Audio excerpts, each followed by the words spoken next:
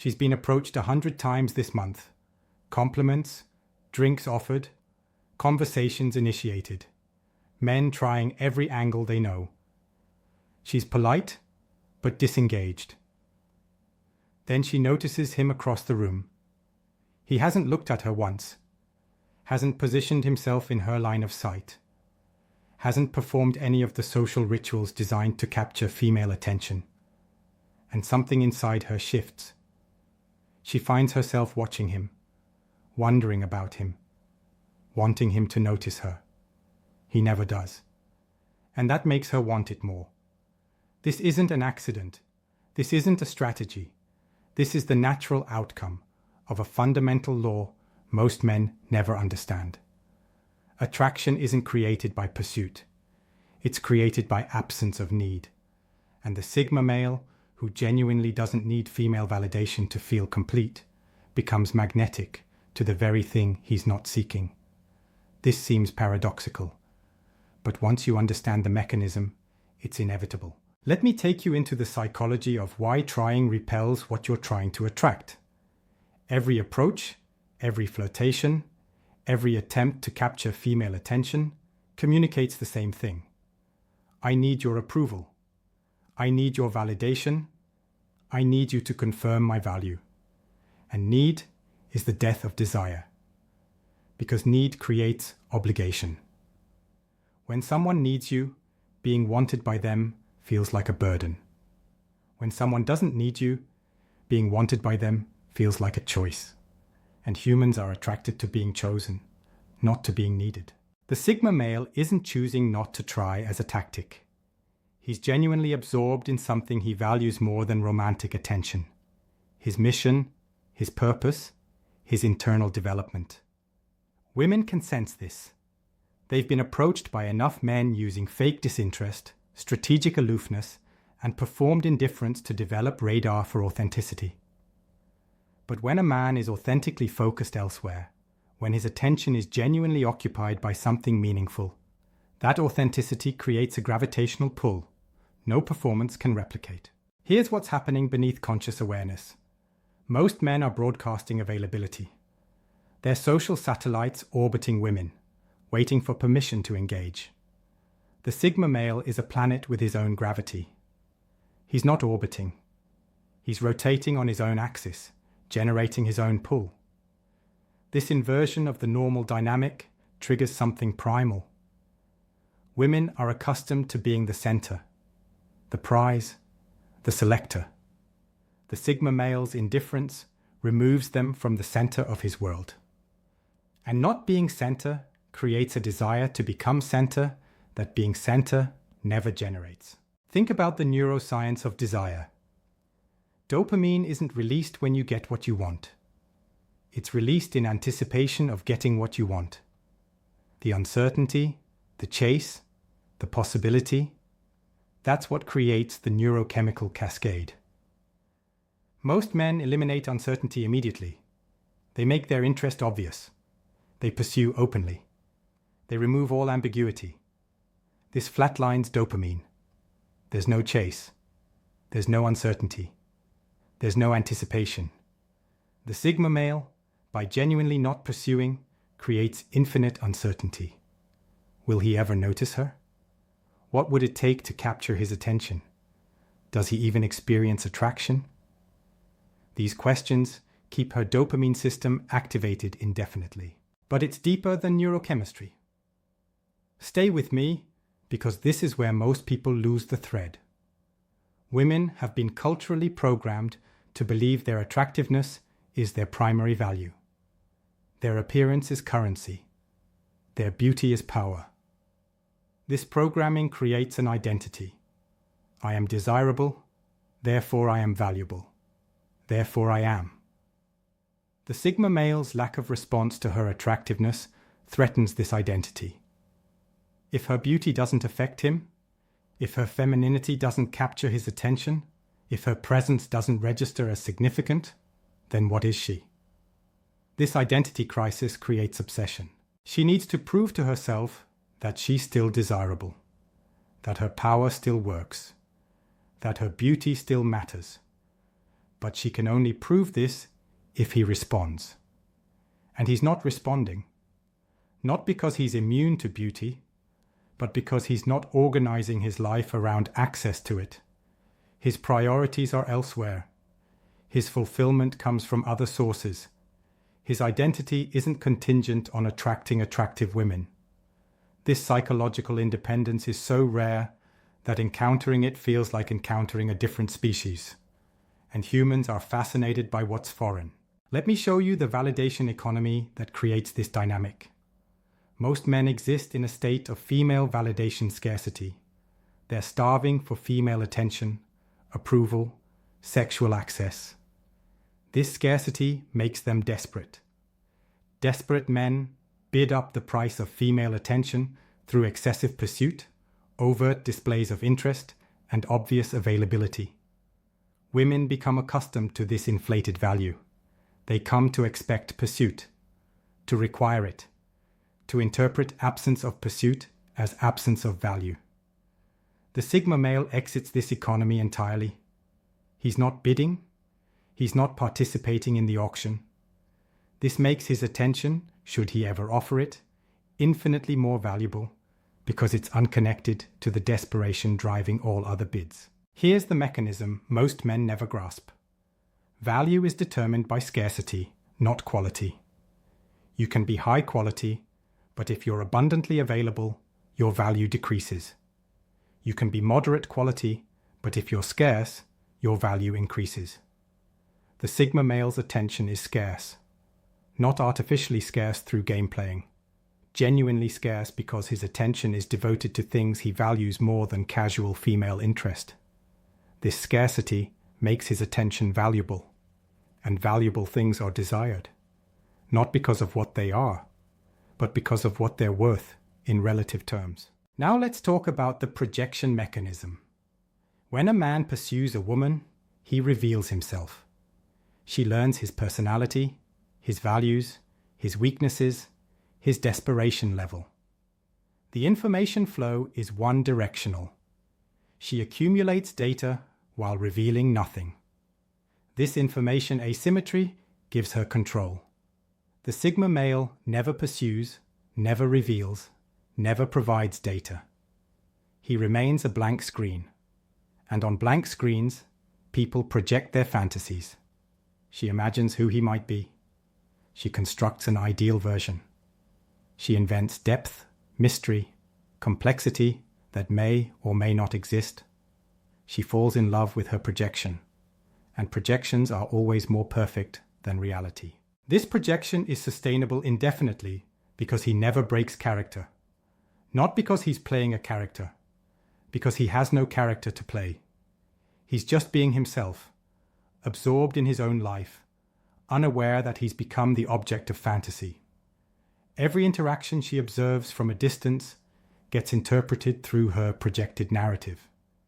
Every moment he ignores her becomes evidence of his depth, his standards, his selectivity. She's writing a story where he's the protagonist, and she wants to become a character in his story. But his story isn't about romance. It's about purpose. And purpose is more attractive than pursuit ever could be. Here's where it gets psychologically complex. Women are attracted to purpose-driven men for evolutionary reasons. Purpose suggests capability. Capability suggests resources. Resources suggest security for offspring. But there's a deeper layer. Purpose suggests the man's existence has meaning beyond her, that he would be complete without her. And completeness is attractive because it eliminates the burden of being responsible for his happiness. Most men communicate through their pursuit. Make me happy, validate me, complete me. The Sigma male communicates through his absence. I'm complete. Your presence would be additive, not necessary. This elimination of burden creates space for genuine desire. When you're not responsible for someone's emotional state, you can actually want them rather than feeling obligated to them. When someone would be fine without you, choosing to be with them feels like freedom rather than imprisonment. The Sigma male offers this freedom by genuinely not needing it reciprocated. He's not pursuing her hoping she'll pursue back. He's not even aware pursuit is happening. He's just living. And life lived authentically, with purpose and self-possession, is inherently attractive to those still performing life inauthentically. Let me take you into the status dynamics that amplify this attraction. Most men are trying to attract women to validate their status. Got the attractive girlfriend, therefore I'm high status. Women understand this transactional element. They know they're being used as status markers. They know the man's interest is partly about how she makes him look to other men. The Sigma male's disinterest eliminates this transactional element. If he's not trying to attract her, he's not trying to use her for status. If he eventually shows interest, it's because of her, not because of what she represents. This purity of potential interest is intoxicating. But here's the paradox. By not pursuing women, by genuinely not caring whether he attracts them or not, the Sigma male attracts women who are higher quality than he could access through active pursuit. Because the women who respond to pursuit are often those seeking validation themselves. They want to be chased. They want to be convinced. They want the performance. The women who respond to non-pursuit are those secure enough to pursue what interests them. They're self-directed. They're confident. They're willing to violate social norms that say women shouldn't chase. And these women, the ones comfortable with role reversal, are typically more psychologically developed than those requiring traditional courtship. So the Sigma male who's not even trying ends up attracting women who are more attractive, more intelligent, more psychologically healthy than the women attracted to men who are trying hard. This seems backwards. It's actually perfectly logical. High-value women have abundant options. They've experienced every form of male pursuit. What they haven't experienced is male indifference from someone who seems complete. That novelty, that rarity, that difference from everything else they encounter that captures their interest in ways conventional pursuit never could. Now let's examine the power dynamic this creates. In normal courtship, the man pursues and the woman selects. He has the burden of performance. She has the luxury of evaluation. This dynamic gives her power. When the woman pursues and the man remains indifferent, the dynamic inverts.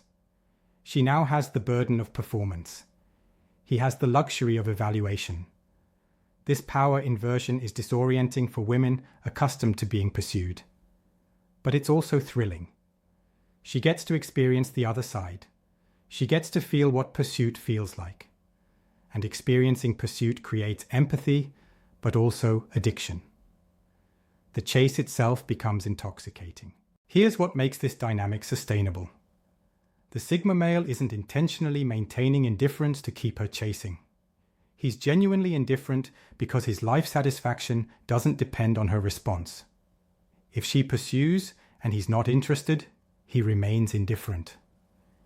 If she pursues and he is interested, he might engage. But his engagement isn't desperate. It's exploratory. He's seeing if she adds value to his life, not trying to convince her to add herself. This screening process, where he's genuinely evaluating rather than automatically accepting any female interest, communicates standards. And women are attracted to men with standards because standards suggest they're selective. And being selected by someone selective feels more valuable than being selected by someone desperate. Let me show you the social proof mechanism that amplifies this attraction. When one woman starts pursuing a Sigma male who's not pursuing anyone, other women notice. They see someone confident enough to pursue rather than be pursued. They wonder what she sees in him. They start observing him more closely. They notice the qualities that prompted the first woman's pursuit. And now multiple women are interested. This creates social proof. He must be valuable if multiple high-quality women are interested, and social proof triggers herd behavior. Women who wouldn't have noticed him initially now find themselves attracted simply because other women are. The Sigma male created none of this intentionally. He just existed authentically. The attraction cascade emerged organically from his lack of pursuit. Here's the mechanism most men will never understand because it requires accepting a truth that demolishes the ego. Women don't want to be wanted. They want to want. They want to experience desire as an active force within themselves rather than as a passive reception of male desire. Most men deny women this experience. They want so obviously, so desperately, so constantly, that women never get to feel their own wanting. They're too busy managing incoming want to generate their own. The Sigma male, by not wanting, creates space for women to want. And in that space, desire grows naturally, powerfully, obsessively, because it's hers. She's not responding to his desire. She's experiencing her own. And owning your own desire is more satisfying than being the object of someone else's. This brings us to the core truth. The Sigma male attracts women he doesn't try for because trying is the obstacle. Trying communicates incompleteness. Trying communicates need. Trying communicates desperation disguised as interest. Not trying communicates wholeness. Not trying communicates sufficiency. Not trying communicates that you're already complete, and her presence would be enhancement, not completion. And enhancement is attractive. Completion is burden. But let's go deeper into what not trying actually means. It's not strategic withdrawal. It's not playing hard to get. It's not manipulating through scarcity. It's genuine absorption in a life you've built that satisfies you independent of romantic outcomes. It's having purpose that occupies your mental and emotional bandwidth. It's having standards that filter for quality over quantity. It's having self-respect that refuses to perform for approval. When these elements are authentic, when they're not tactics but genuine characteristics, women sense it.